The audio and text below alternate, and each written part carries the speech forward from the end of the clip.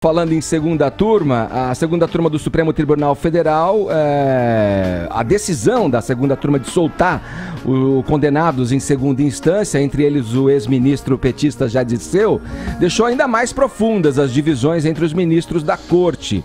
Questionado sobre o assunto nessa quarta-feira, o ministro Gilmar Mendes afirmou que as solturas não constituem novidade e que o Supremo está voltando a ser o Supremo. Zé Maria Trindade, você que conhece tão bem os corredores e os meandros da Suprema Corte Brasileira, concorda com o ministro Gilmar? Bom dia para você aí na capital federal. Muito bom dia, Edgar, bom dia a todos. Olha, há um mal-estar entre as excelências, viu?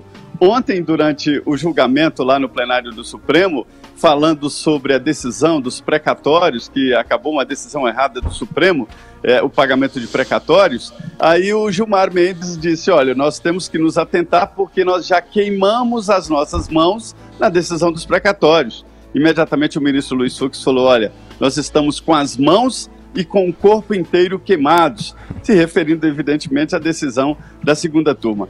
Estão divididos sim, há os chamados garantistas, né, que acham aí, como explana muito bem o Tognoli, na história do Estado punitivista, né, há essa divisão, e na segunda turma, 3 ministros conseguiram a maioria, dominaram e isolaram o Edson Fachin, que é o relator da Lava Jato. Ontem o Edson Fachin, numa rara entrevista ao sair lá do tribunal, disse que, na verdade, não há disputa, que há um posicionamento jurídico. Evidentemente, também, ele ficou preocupado com a imagem, já que ficou a impressão de que ele reagiu e mandou Lula para o plenário do Supremo, uma espécie ali de vingança do grupo da segunda turma, que soltou José Disseu, que invalidou provas contra a Gleisi Hoffmann e fez uma lambança na última sessão do ano da segunda turma. Agora é recesso no Judiciário, na Suprema Corte, né? E tudo fica para agosto. Mas o caso é o seguinte, Supremo Tribunal Federal não é exatamente o Supremo da cabeça do ministro Gilmar Mendes, não, viu? Ô Trindade, vou passar a bola pro Tognoli fazer o comentário pra gente, mas eu queria rapidamente, Tognoli, o Trindade usou um termo, garantistas, né? E eu ouço, né, várias notícias que falam sobre o Supremo Tribunal Federal, dos juízes, dos magistrados legalistas e os garantistas. E eu cheguei a uma conclusão que você pode me dizer aqui se está certo ou errado, pelo menos na linha de pensamento. Os legalistas seriam aqueles que são mais severos no cumprimento da lei, aqueles que são mais rígidos na decisão frente a um caso que está à sua frente. E os garantistas são aqueles que, digamos, dão uma aliviada mais pro lado do réu, pro lado, né, da decisão. É certo pensar assim? Nós temos uma divisão muito clara entre ministros do Supremo que vêm, porque o direito se divide assim, frase latina do Ministério Público, indubio pro societate, traduzindo, na dúvida eu te denuncio a bem da sociedade, como se você não fizesse parte da sociedade. Sim. É a arrogância natural do Ministério Público, que é o titular da ação penal. Do outro lado, os advogados colocam no latim indubio pro réu, na dúvida, acredite no réu. Sim. Então o Ministério Público, na dúvida, atira, porque é o papel dele, ele é o titular da ação penal. Ministros garantistas, como o Gilmar Mendes, o Toffoli, por aí vai, acreditam que o Brasil prende muito, que o Ministério Público tem um papel muito exacerbado no volume de denúncias. Então eles pegam a teoria do Luigi Ferrajoli, o italiano, que fala que é o do punitivismo, que o Estado tende a punir muito e eles querem segurar isso. Mas agora, todos os termos que eram usados contra o Gilmar Mendes, Maria Trindade, passaram a ser usados contra o Fachin.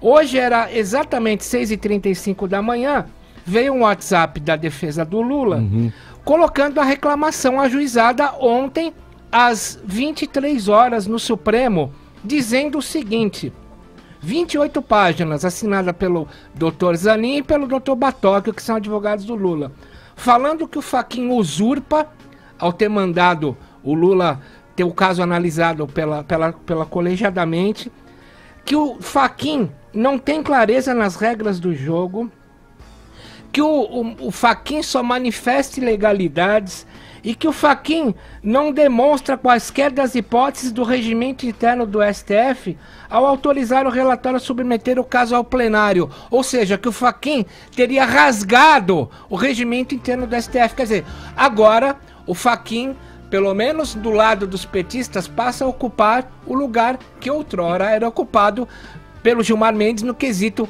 críticas insustentáveis. Uhum. Uma das... É o inimigo da vez. É o inimigo da vez, né?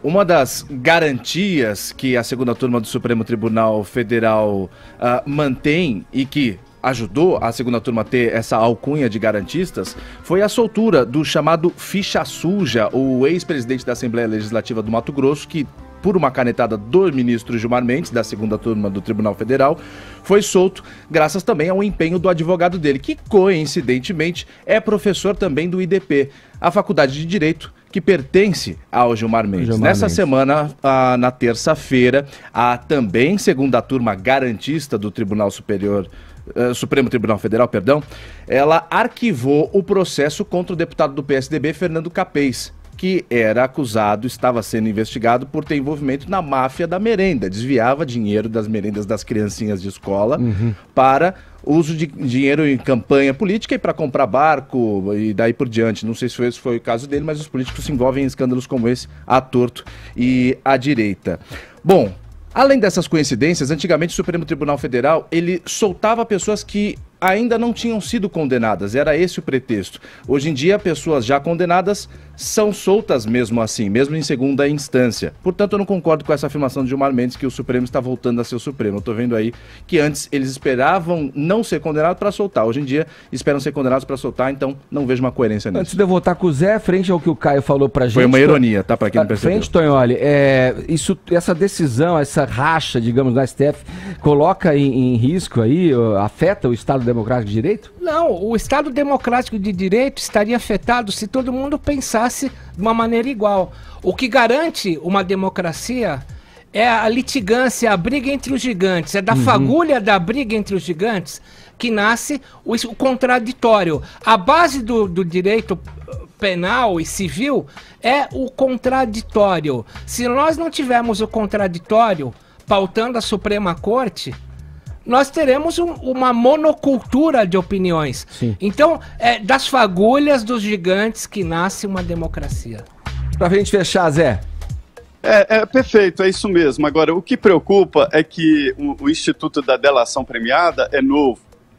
Que uma lei ela só é boa depois de aprovada, né, no Congresso, sancionada e testada no Judiciário. Então, a delação premiada precisa ser testada.